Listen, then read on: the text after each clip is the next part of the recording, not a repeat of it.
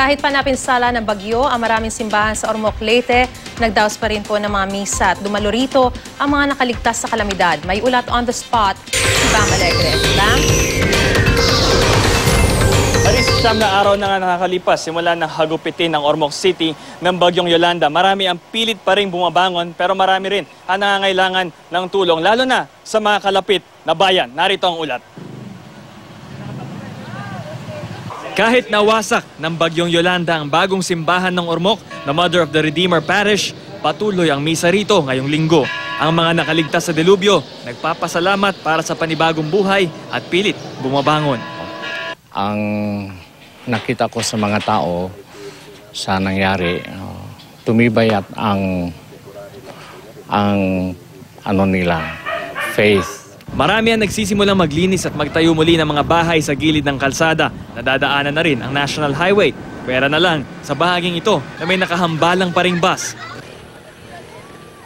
Dito naman sa bayan ng Matag-Ob, bahagya na rin naibalik ang cellphone signal, lalo na rito sa bahaging ito ng National Highway. Ma'am, gaano pa po kayo kalayo at ilang araw na po kayong walang signal?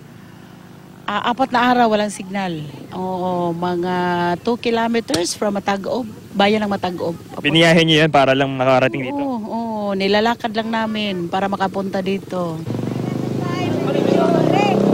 Pero marami pa rin ang nangangailangan ng tulong.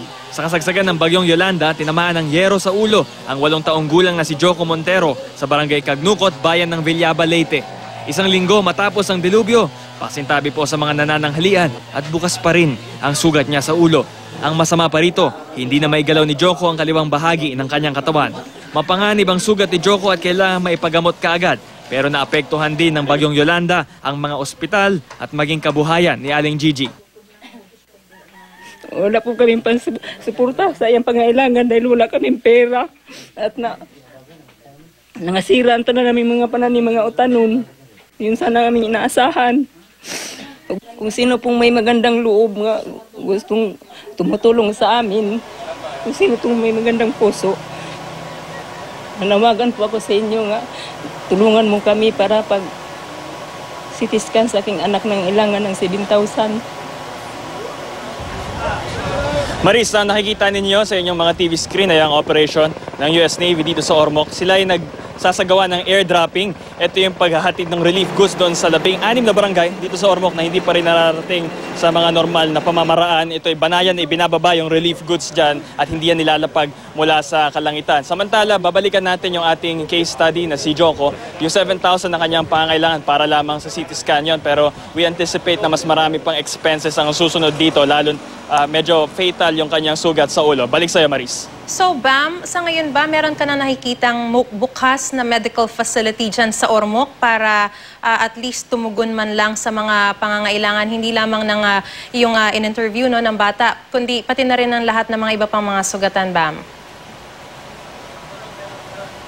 Maris, operational yung public hospital dito sa Ormoc. Although meron din damage yung ilang mga private hospitals katulad na lamang ng Ormoc Cancer Institute na ating nadaanan kanina. Ito ay malaki yung pinsala nito. Although merong operation dito at may generator set dito sa hospital, patuloy ang pagtakbo nito. Yan nga lang maraming pasyente at usually yung ibang mga cases na hindi naman ganun ka serious pero kailangan pa rin ng medical attention. Minsan, hindi ito nabibigyan masyado ng pansin. Kaya malaking tulong din kung may mga grupo ng mga doktor na pupunta rito sa Ormoc, maging sa mga kalapit na bayan dito sa western coast ng lalawigan ng Leyte. Maris? Ma'am, linawin ko lang yung bata, kailangan niya ng 7,000 pesos bago siya i-CT scan o na-CT scan na ba siya? Ano bang update sa kanya? Hindi pa siya sumasailalim sa CT scan, Maris. Kailangan pa itingnan muna yung damage ng ulo. Binigyan siya ng medications, para doon i-counter yung fever, pero hindi pa natitignan masyado. Dinala siya doon sa Ormoc Hospital, masyadong puno yung mga tao, at doon sa may Villaba Hospital, yung local nila, walang doktor doon, kaya pinauwi muna siya sa bahay. At nangangamba rin kami dahil yung kalahati ng katawan niya hindi na gumagalaw, hindi na niya makontrol.